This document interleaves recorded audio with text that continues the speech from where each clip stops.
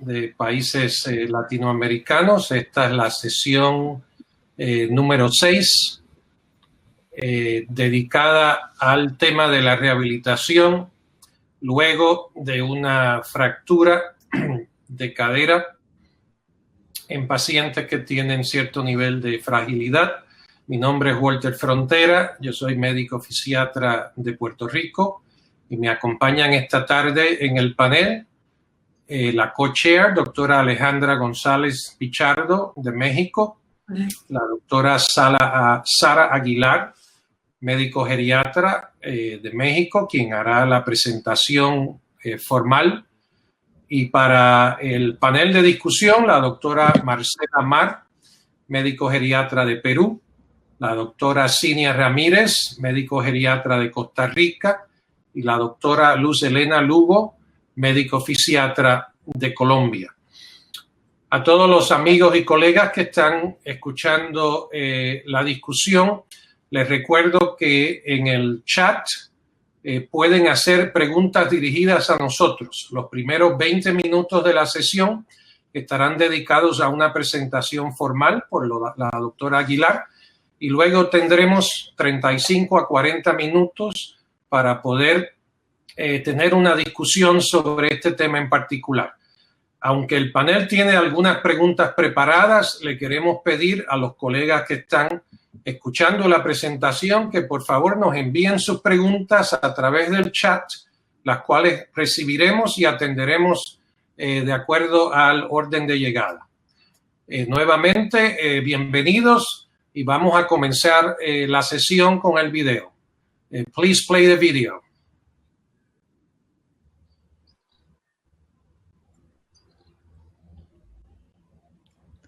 Hola, yo soy la doctora Sara Aguilar Navarro, soy especialista en medicina interna y geriatría, trabajo en la Ciudad de México, en el Instituto Nacional de Ciencias Médicas y Nutrición Salvador Subirán, en el servicio de geriatría como profesor de geriatría. El día de hoy quiero presentarles este tema, que es acerca de la rehabilitación en la comunidad y cómo poner en marcha esta etapa del postoperatorio para tener mejores desenlaces. Como saben, un aspecto fundamental en la fractura osteoporótica es la atención de los pacientes por equipos multidisciplinares, junto a los profesionales que habitualmente están implicados en la atención, como puede ser el traumatólogo, el anestesiólogo, el rehabilitador, el fisioterapeuta. Pero que un clínico pueda también participar, creo que es algo muy importante. Sabemos que los adultos mayores tienen diferentes necesidades, sabemos que los adultos mayores desde que ingresan a esta etapa de su atención pueden presentar diversas complicaciones. Tradicionalmente se conocen pues modelos de atención donde el ortopedista es el líder, el que dirige el manejo y el tratamiento, y como incluso en algunas ocasiones pues existe el geriatra pero como un interconsultor.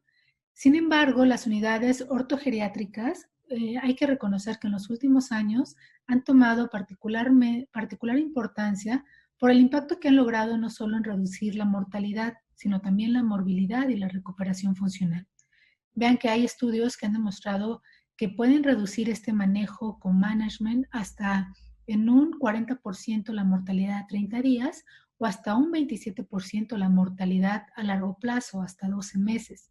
Sin embargo, como geriatras tenemos que tener muy claro que pues los adultos mayores son muy heterogéneos y que podemos encontrar diferentes perfiles de pacientes donde, por ejemplo, el paciente frágil es el paciente particularmente susceptible de beneficiarse de este tipo de intervenciones. ¿Y cómo poner en marcha esta etapa? Quiero demostrarles, o mostrarles más que nada, que han existido estudios con gran población, por ejemplo, este estudio alemán que incluye más de 800 hospitales, vean que más de 58,000 pacientes con un promedio de edad de 79 años, que ellos mostraron impactar con este co-management sobre la mortalidad, reduciéndola hasta el 22% a los 30 días de haber sido intervenido por una cirugía ortopédica.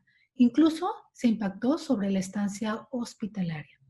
Es así que quiero centrar pues esta presentación quizás en 4 aspectos, donde por un lado tenemos la prevención de las complicaciones agudas que van a impactar en el postoperatorio y en la recuperación a largo plazo, como es el delirium, el manejo del dolor, el manejo de la anemia, así como promover la movilización temprana por el alto riesgo de trombosis, hablar sobre la importancia de un manejo al alta integrado y, por supuesto, algunas recomendaciones de la prevención secundaria.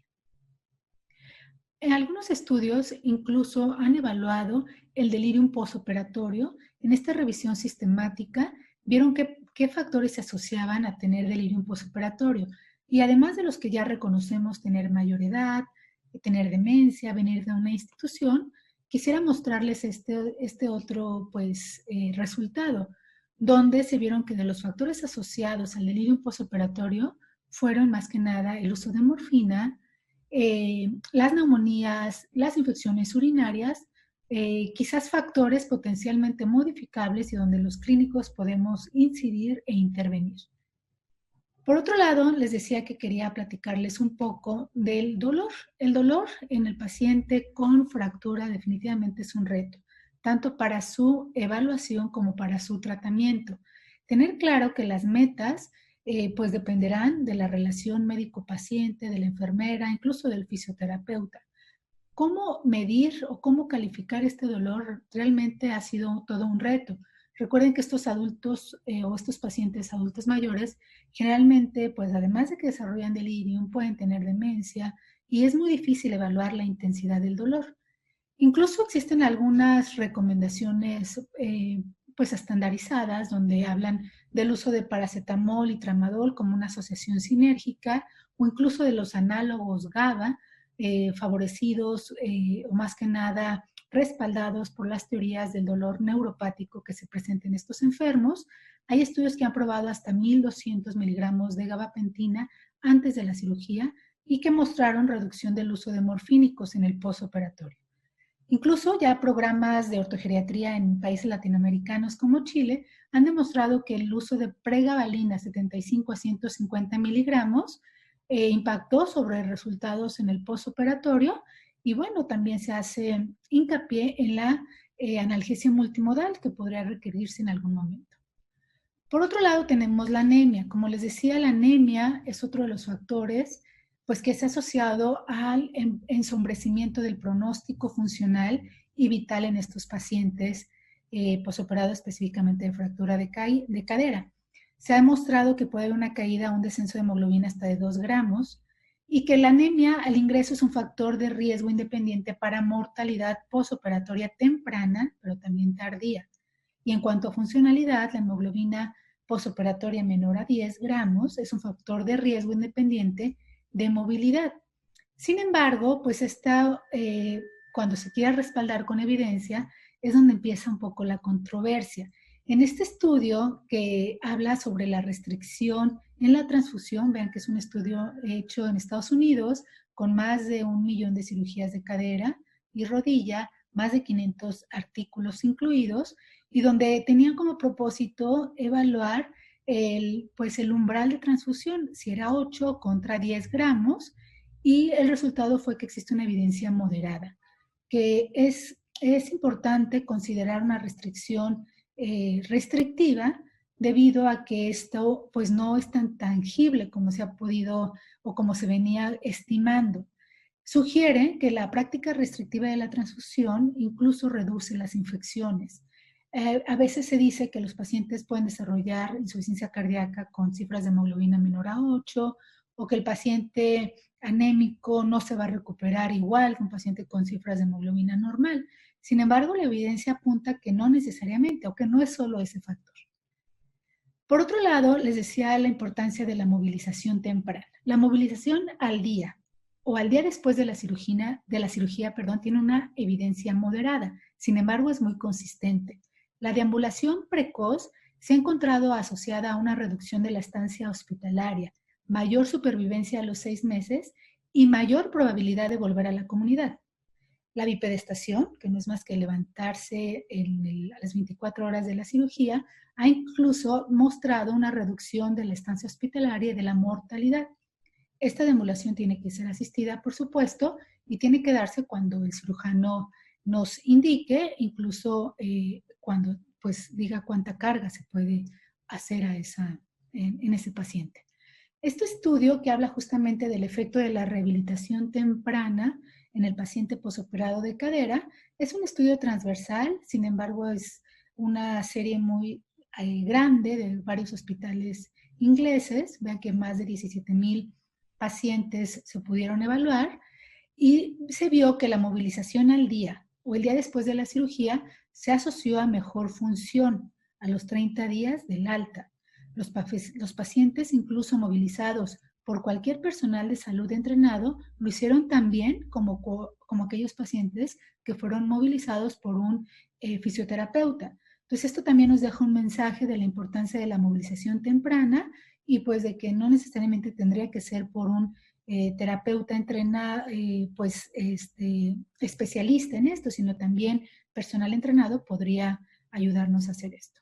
Por otro lado, les decía que brevemente tendría que platicarles el día de hoy sobre la prevención secundaria. Dentro de esto, pues entran aspectos como ya conocemos, evitar o más que nada incidir sobre la tromboprofilaxis. Sabemos que una fractura de cadera ocasiona un estado de hipercoagulabilidad, que la incidencia de efectos tromboembólicos es mayor en estos enfermos, incluso puede ser una incidencia tan alta del 3%, dependerá de qué estudio revisemos, y la recomendación es empezarlo a las 6 horas después de la cirugía, dependerá o se tendrá que individualizar en aquellos pacientes que ya venían siendo anticoagulados por alguna arritmia cardíaca, o aquellos pacientes que utilizaban antiagregantes de forma crónica. Entonces, yo creo que la recomendación aquí es pues individualizar, dependiendo de qué perfil de comorbilidad tendría ese paciente, y por otro lado, darle la importancia de la anticoagulación.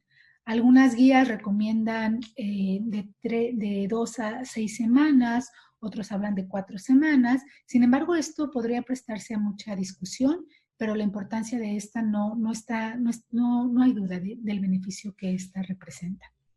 Por otro lado, tendremos a pensar en la terapia antirresortiva como otro de los aspectos fundamentales en la prevención secundaria. Y creo que también la evidencia nos deja más claro el beneficio que esta tiene, incluyendo al calcio y a la vitamina D, y por supuesto individualizar a aquellos pacientes que se benefician del uso de bifosfonatos. Hay suficiente evidencia, las guías NICE, la Sociedad Europea de Geriatría o la Sociedad Española de Geriatría, muchas publicaciones al respecto han demostrado del beneficio y de las pocas contraindicaciones para iniciar el uso o el tratamiento con bifosfonatos o con terapia antirresortiva. Recuerden que esta acción o que esta intervención puede reducir hasta el 50% de fracturas, de una próxima fractura hasta en un 50%.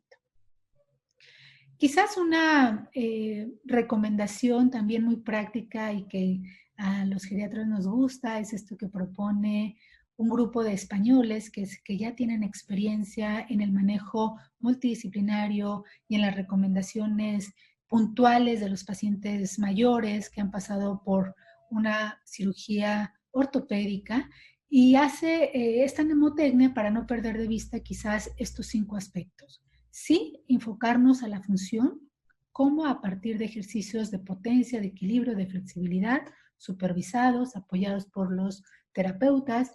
Sí, el manejo de la osteoporosis, aquí hay una propuesta de alendronato o de denosumab, dependerá del paciente. Sí, enfocarnos a la nutrición, a suplementos nutricios, incluso se habla de una ingesta calórica mayor en estos pacientes, unas dietas hiperproteicas. Sí, al manejo del dolor, al manejo de la vitamina D y del calcio, a medir la intensidad del dolor y por supuesto estimar el grado de anemia como un detonante de alguna condición que esté descompensando a nuestros pacientes. Por último, pues hablarles del plan de alta. Yo creo que el plan de alta tiene que existir en todos los pacientes adultos mayores y más en los pacientes que fueron intervenidos por una cirugía ortopédica. Recuerden que la rehabilitación y la inserción social del anciano que ha sufrido una caída, pues es uno de nuestros retos. Que la rehabilitación, insistir en ella, porque mejora el equilibrio, mejora la marcha, mejora el tono muscular, y que, bueno, cuando sea necesario hay que apoyar de auxiliares para la marcha, bastones, andadores. Incluso siempre hay que prevenir el riesgo de una nueva caída, de una nueva fractura, enseñar a estos enfermos a cómo levantarse y, por supuesto, lo que enfrentamos cotidianamente, el síndrome poscaída, y cómo incluso estos enfermos se pueden beneficiar de psicoterapia, incluso del uso de antidepresivos. Finalmente, pues decirles que hay algunas recomendaciones, por ejemplo, en casa, pensar que este es un manejo a largo plazo. Hay instituciones en otros países que como países como el nuestro, en vías de desarrollo, pues no las tenemos tan al alcance y que tenemos que echar mano de la comunidad, de saber, pues no solo cómo informar a la familia, a los terapeutas ocupacionales de la necesidad de la recuperación funcional de estos enfermos y no pensar que como clínicos, que como cirujanos, pues ya se acabó hasta aquí el manejo y lo cito en 2 meses para ver, o en 1 mes, para ver la herida, para ver el efecto de la cirugía, pero no, yo creo que lo más interesante de estas nuevas conductas del manejo multidisciplinario, pues es tener un manejo a largo plazo, a la inserción social, al manejo en la comunidad. Y uno de los ejemplos más representativos ha sido esta pandemia, como el uso de la tecnología, como la telemedicina, pues también se está aplicando a la telerehabilitación. Y quizás este video, que es breve, nos puede ayudar un poco a cómo esta tecnología también podría insertarse como parte del manejo rehabilitatorio en la comunidad. Los invito a verlo.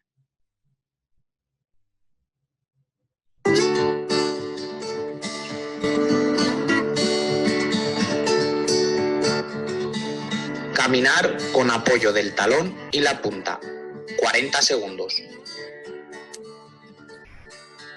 Mientras vamos caminando con el andador, al dar cada paso, vamos a apoyar el talón llevando los dedos de los pies hacia nosotros, para ir poco a poco cambiando el apoyo hacia la parte anterior del pie, para acabar empujando con el dedo gordo el suelo y ponernos de puntillas.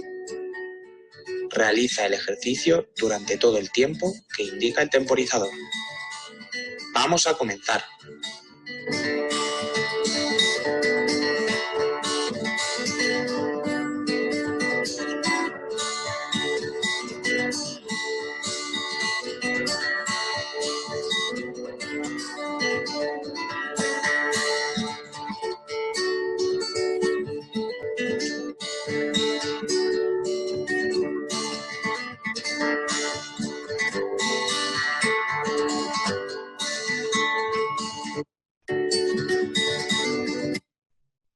Ahí tenemos un breve ejemplo de esto.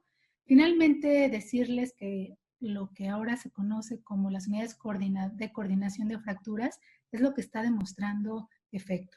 Esto que veíamos de la telemedicina, la telerehabilitación podría aplicarse en muchos de nuestros países de bajos recursos, pero bueno, los programas en países desarrollados ya están dejando evidencia suficiente. Por ejemplo, el POPS, donde habla de una reducción de neumonía, de delirium, cómo favorece la recuperación funcional.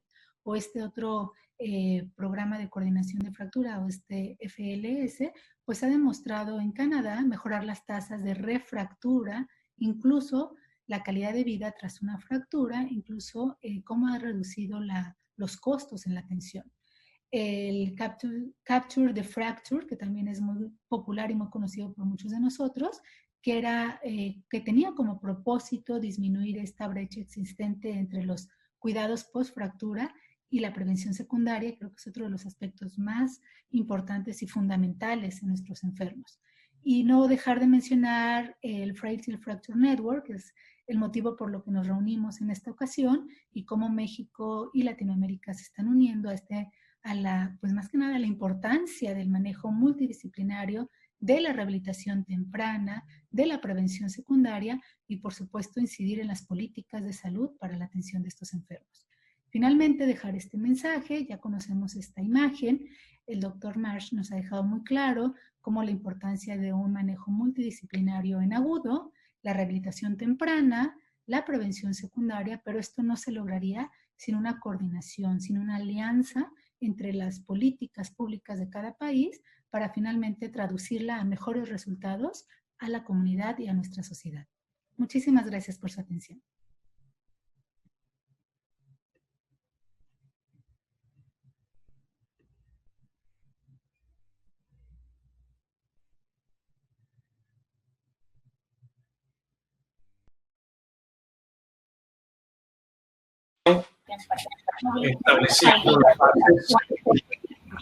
De la cirugía, tiene una evidencia moderada. Sin embargo, es muy consistente. La deambulación precoz se ha encontrado asociada a una reducción de la estancia hospitalaria, mayor supervivencia a los 6 meses y mayor probabilidad.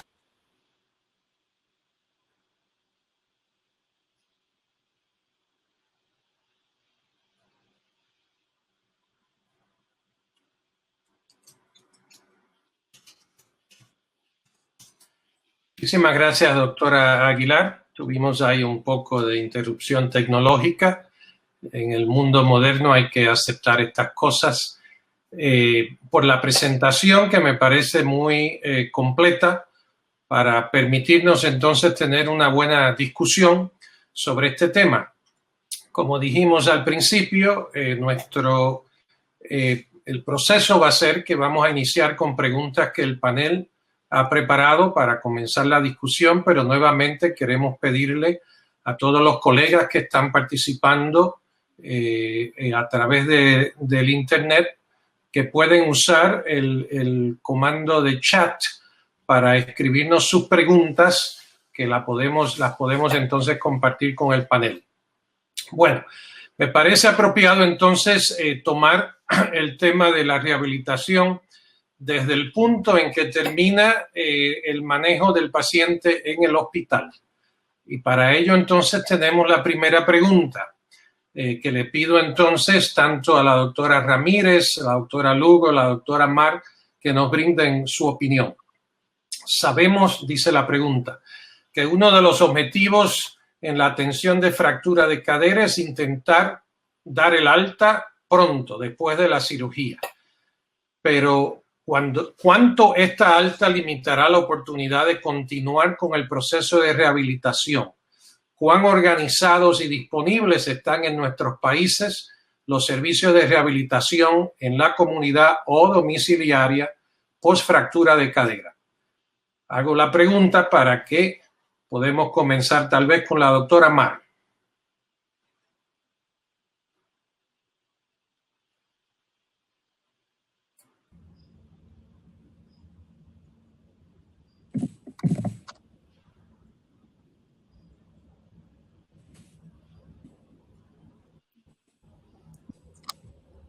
No se escucha, doctora Mar.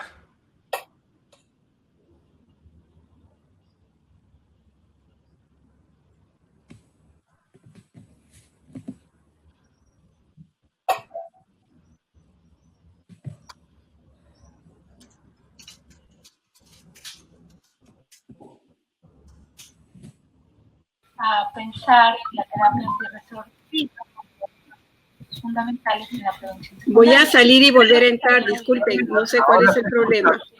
Ahora se escuchó, doctora Mar. Hola, ¿ahora sí? Sí. Sí. ¿Se me escucha? Sí. Sí.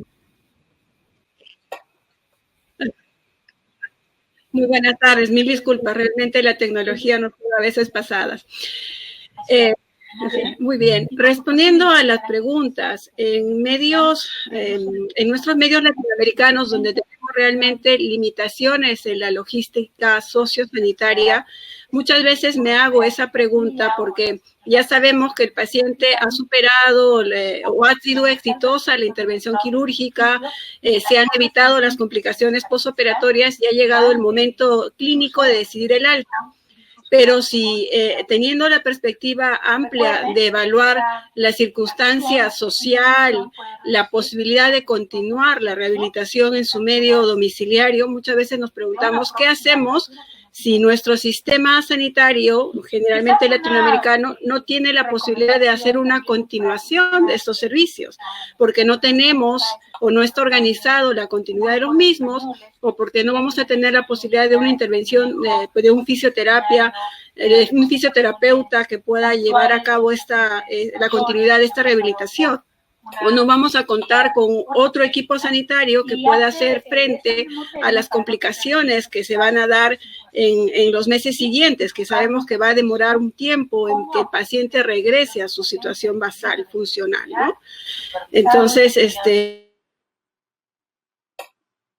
yo siempre he tenido que tener mucho la perspectiva de eso, si el paciente tiene recursos económicos que puedan sostener un terapeuta particular, porque lamentablemente en mi país, en el sistema público, no contamos con fisioterapia como con un sistema público establecido, o si es que hay un cuidador el cual pueda ser entrenado o educado para poder continuar con las pautas de rehabilitación, ¿no? Entonces, creo que realmente son factores que sí tenemos que tener en cuenta, y mucho más en sistemas sanitarios como los nuestros, donde no hay una continuidad establecida de los servicios. El plan de alta tiene que existir en todos los pacientes adultos mayores y más en los pacientes que fueron intervenidos. ¿Se me escuchó? Recuerden que la rehabilitación y la inserción social del anciano que ha sufrido una caída, pues es uno de nuestros retos. Sí. Que la rehabilitación, insistir en ella, mejora el equilibrio, mejora la marcha, mejora el tono muscular, y que bueno, cuando sea necesario hay que apoyar de auxiliares para la marcha. Sí, te escuchaba, otra Marcela. Incluso siempre hay que prevenir el riesgo de una nueva herida, de una nueva fractura, enseñar a estos enfermos a cómo levantarse.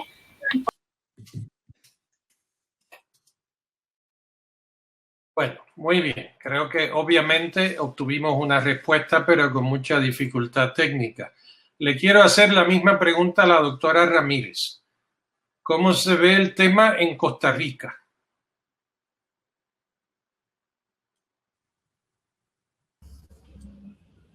¿Me escuchan? Sí, correcto. Sí. Okay, perfecto. Yo diría que el medio hospitalario definitivamente, un hospital de agudos, no es un lugar donde quiera mantener a un adulto mayor, principalmente si pensamos en un nonagenario o algún paciente que ya ha superado el proceso agudo. Este es el principio general de la geriatría, el no exponer a las complicaciones hospitalarias, así que el paciente debe movilizarse fuera del hospital, excepto que se cuente con unidades de recuperación funcional intrahospitalarias y que el paciente va a ser desplazado a un lugar donde va a estar recibiendo terapia activa, que incluso debería indicar, ellos hablan de que un paciente que se va a quedar hospitalizado debería tener al menos 5 días a la semana de más de un tipo de terapia por 1 hora al menos. Si el paciente no tiene posibilidad de eso, deberá externarse y de manejo ambulatorio completamente. Y precisamente por eso estamos en este tipo de reuniones y planteándonos hacia la década del envejecimiento saludable de la Organización Mundial de la Salud en esto, para plantear de que el paciente se reinserte a su medio comunitario, definitivamente. Que si no hay procesos de rehabilitación estructurados, deberá iniciarse. Si no se tiene los fisioterapeutas con toda la capacitación que necesita, deberá utilizarse, y en varias charlas ya lo hemos visto, otros profesionales de salud que tengan entrenamiento específicamente y además contar con el apoyo de la familia y de su casa, del cuidador, ya sea familiar o contratado, para poder facilitar esta reinserción del paciente. Definitivamente dentro del medio hospitalario el paciente no tiene que permanecer y debe egresarse tan pronto sea posible para iniciar de forma externa el proceso de rehabilitación. Muchísimas gracias, doctora Ramírez. Y por último, la doctora Lugo, ¿cuál es la situación en Colombia? Buenas tardes, ¿me oyen? Bien. Muy bien. Bueno, en Colombia tenemos una situación donde la mayoría de las personas tienen acceso a la salud de alguna manera. Pero esto también de acuerdo a cada uno de las aseguradoras o si es el régimen público, privado, bueno. Hay un acuerdo, digamos, consenso en nuestro país, digamos, las aseguradoras son muy largas, que los pacientes no se queden hospitalizados y que se les haga como todo un tratamiento como pacientes hospitalizados. En este caso de los pacientes con fracturas mayores, la presión no solamente es de las aseguradoras, sino también de los médicos clínicos, médicos internistas, ortopedistas, que no quieren que estas personas mayores tengan algunas complicaciones por lo tanto, las dosis en nuestro país para este tipo de pacientes son de 3 días, máximo 5 días, a no ser pues que tenga alguna complicación que haya que atender. Los equipos de rehabilitación en estos 3 tienen que lograr el entrenamiento de por lo menos que adquiera una mínima independencia, que se pare, que utilice una ayuda y entrenadores. Una vez que esto es un mínimo que se logra con ellos, los pacientes siguen como programas y vienen a los 2 o 3 veces por semana. Pero en este caso también se presentan barreras que van otros de acceso al sistema de salud para rehabilitación. El transporte pues lo tienen que pagar los pacientes. Entonces, en un postoperatorio es costoso porque tienen que tener un vehículo privado, pagar un transporte costoso. El otro es que también vivan en regiones más alejadas, no puedan venir al centro de alto nivel de complejidad donde se hizo su quirúrgico. Entonces, en algunas ocasiones existe un sistema de referencia contra referencia y podemos mandarlos a hospitales de menor complejidad. Pero en otros no. En otros el paciente se va con un programa que denominamos Plan Casero, en el cual se logra hacer por diferentes maneras, folletos, videos, pero no con un seguimiento estricto del paciente en la casa. Por lo tanto, los logros funcionales pueden ser menores y no tenemos control del desenlace final que queremos. Por eso, pues hay que pensar en otras estrategias para poder completar esa fase y ese seguimiento de los pacientes que no pueden continuar como pacientes ambulatorios o que tienen barreras que he comentado.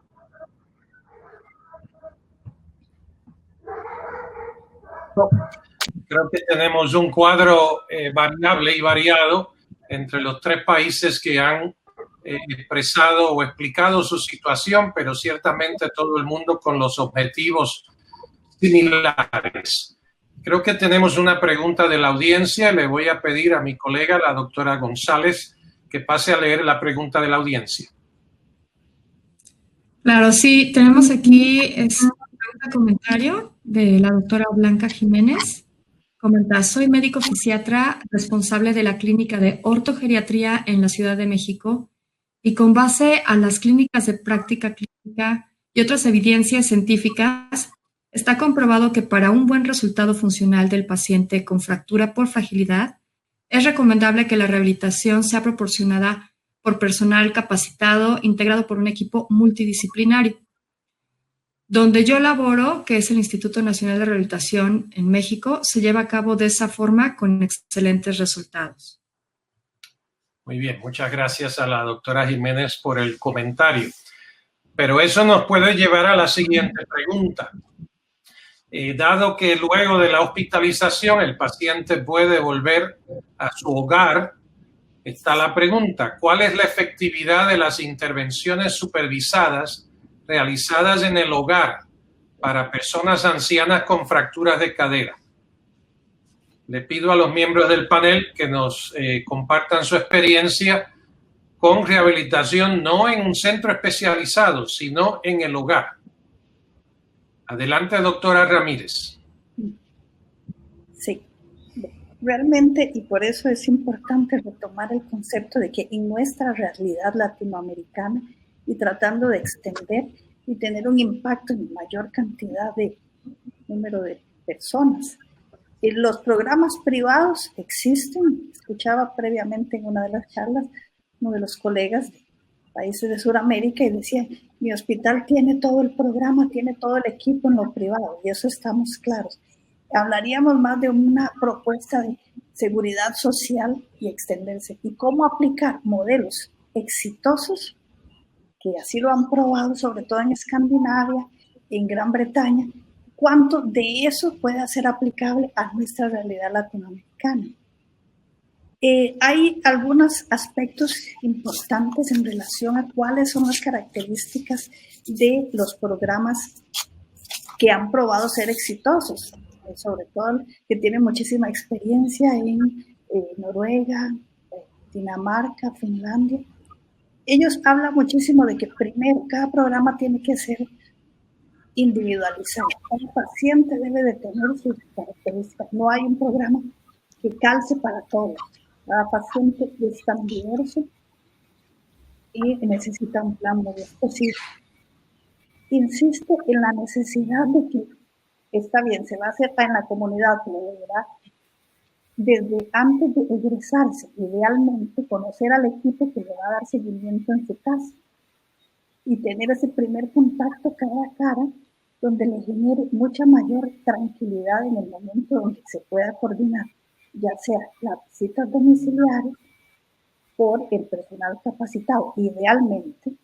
Por eso esa decía, lo ideal es el personal que tenga mayor afinidad y experiencia en el manejo de adulto mayor, en caso de fisioterapia.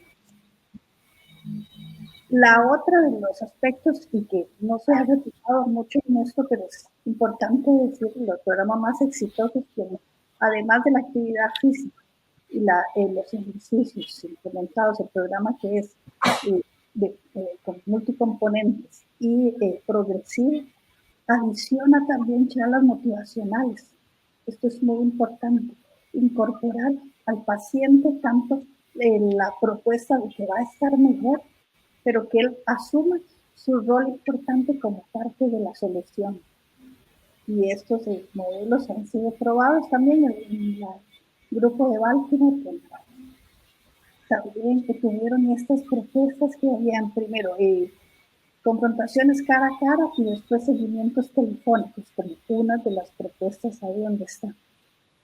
El manejo del dolor es importantísimo en el ámbito domiciliar también, tanto con propuestas farmacológicas como no farmacológicas. Insistir del paciente entonces como un todo y centrar la atención, como bien es lo que corresponde en este momento, atención centrada en el paciente, donde él sea parte importante, y para la adherencia a los procesos de rehabilitación tiene que incorporarse a los familiares, y ahí tenemos un recurso importantísimo en nuestra América Latina. Las familias extendidas, hay propuestas que si bien van apenas en marcha, no están muy estructuradas, esta de incorporar, y tal vez tenemos otro espacio después para hablar de la tecnología en relación a los hijos y los nietos incluso millennials, que colaboran muchísimo en la incorporación de aspectos tecnológicos y comunicación a distancia. Muchísimas gracias, doctora Lugo, sobre el tema de la rehabilitación en el hogar como un posible modelo de rehabilitación comunitaria. Ok, bueno, hay una, desde 1999, la doctora Mary Tinetti, quien fue la que desarrolló también la escala de evaluación de Tinetti, ella ya había publicado donde demostraba que la rehabilitación en el hogar era tan buena como una ambulatoria hospitalaria. Luego de ella, y en los últimos 10 años, desde el año 2008, y hay 2 revisiones recientes del 2018, 2 revisiones sistemáticas, en donde se ha demostrado que la atención en el hogar, personal competente, profesionales, está sepan que es